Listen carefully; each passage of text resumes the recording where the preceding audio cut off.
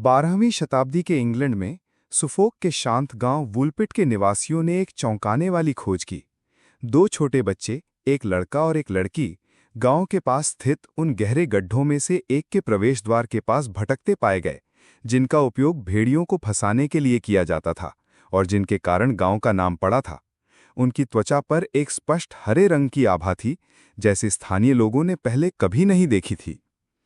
उनके कपड़े अजीब, अनजाने कपड़े के बने थे और उनका पहनावा इस क्षेत्र के लिए पूरी तरह अपरिचित था।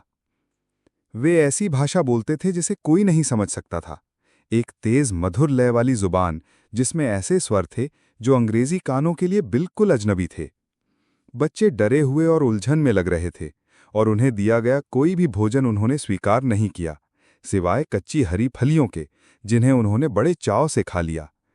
समय के साथ उन्होंने अन्य खाद्य पदार्थ खाना सीख लिया और उनकी त्वचा की हरी आभा धीरे धीरे गायब हो गई। जब वे अंततः अंग्रेजी में बात करने में सक्षम हुए तो उन्होंने एक विचलित कर देने वाली कहानी सुनाई।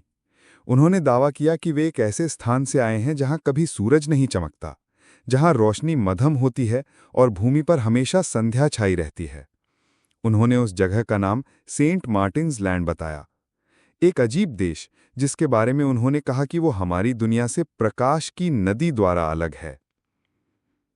लड़का बीमार पड़ा और अपनी खोज के 1 वर्ष के भीतर ही मर गया, लेकिन लड़की जिंदा रही, अपने नए जीवन में ढल गई और यहां तक कि एक स्थानीय घर में काम भी करने लगी।